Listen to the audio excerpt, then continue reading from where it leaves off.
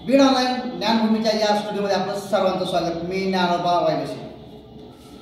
आज बीड जिल्ह्याच्या इतिहासात पहिल्यांदाच 2 कॅबिनेट मंत्रीपद मिळत आहेत। पंकजा मुंडे या भाजपाच्या राष्ट्रीय सचिव असून त्यांना कॅबिनेट मंत्रीपदी त्यांची सुद्धा वर्णी लागली आहे, तर राष्ट्रवादीचे धनंजय मुंडे यांची सुद्धा कॅबिनेट मंत्रिपदासाठी वर्णी लागली आहे।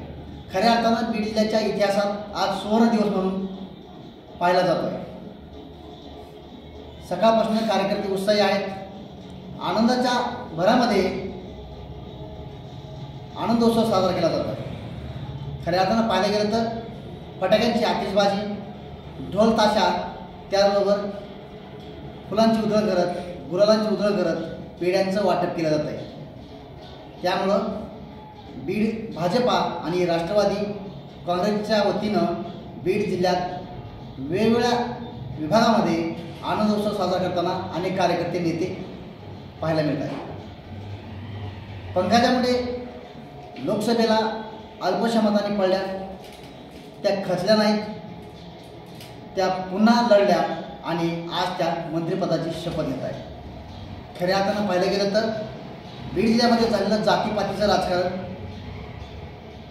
भाजपा अंतर्गत असणारी गटबाजी आणि अनेकांनी पंकजा मुंडे, धनंजय मुंडे यांना केलेला विरोध,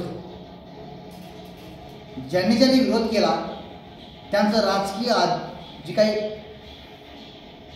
अस्तित्व होतं त्यांचं संपलेलं आहे। त्यांना आज तोंड दाखवायला सुद्धा जागा राहिली नाही असं म्हणलं तर वावगं ठरणार नाही। कारण पंकजा मुंडे आणि धनंजय मुंडे यांना अनेक वेळा राजकीय हेतून, जातीपातीतून त्यांना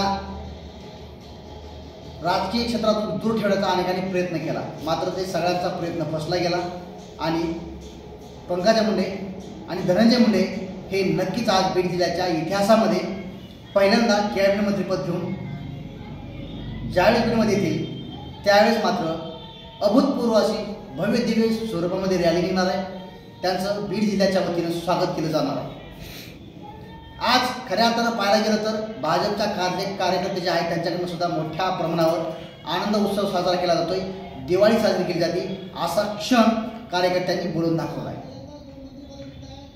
मोठ्या प्रमाणावर पंकजा मुंडे आणि धनंजय मुंडे हे येणाऱ्या काळात बीड जिल्ह्याचा विकास केल्याशिवाय राहणार नाही। मात्र आता बीड जिल्ह्याचं जे काही स्वप्न होतं, स्वर्गीय गोपीनाथ मुंडे यांचं स्वप्न रेल्वेचं, हे रेल्वेचं स्वप्न आता मात्र 100% बीड जिल्ह्यातून परळीकडे जाणार जी काही नगर रेल्वे आहे ते सुद्धा लवकर रुळावर येईल असं विश्वास या ठिकाणी बीड जिल्हावासियांना नक्कीच वाटतोय। कारण पंकजा मुंडे त्यांचं राजकीय वजन भाजपामध्ये मोठं आहे, त्याचबरोबर राष्ट्रवादीमध्ये सुद्धा धनंजय मुंडे यांचं राजकीय वजन मोठं आहे। त्यामुळं येणाऱ्या काळात नगर, बीड, परळी ही रेल्वे नक्कीच रुळावर येणार आहे।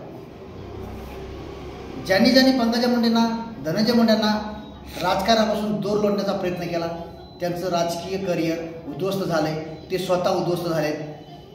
अशी परिस्थिती बीड जिल्ह्यामध्ये अनेक कार्यकर्त्यामध्ये, नेत्यामध्ये आणि विरोधी गट आहे तो उघडा पडलाय। अक्षरशः त्यांचा राजकीय वनवास सुरू झालाय असं म्हणलं तर वावगं ठरणार नाही। अशी सध्याची परिस्थिती बीड जिल्ह्यामध्ये पाहायला मिळते। पंकजा मुंडे आणि धनंजय मुंडे हे बहीण भाऊ पहिल्यांदाच मंत्री होत असल्याने अनेकांना आनंद उत्सव साजरा केला जातोय, अनेकांना चांगलं वाटतंय, मात्र अनेकांना दुःखही वाटतंय। कारण हे नको होते, हेच झालं।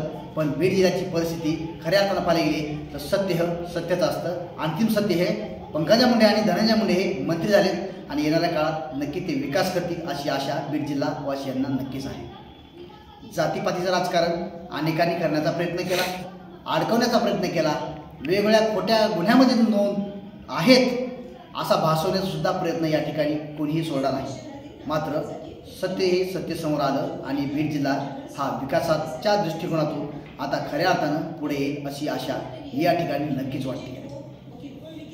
त्याच पार्श्वभूमीवर आपण सुद्धा आता बीड जिल्ह्याच्या इतिहासात पहिल्यांदा मंत्रिपद देत आहे। या दोन्ही मंत्रिपदांना, या दोन्ही बहीण भावांना आपल्या ज्ञानभूमी परिवाराच्या वतीने सुद्धा खूप खूप शुभेच्छा आणि पुढील आयुष्यात त्यांना भरपूर अशा शुभेच्छा असतील हे मात्र नक्कीच खरं आहे।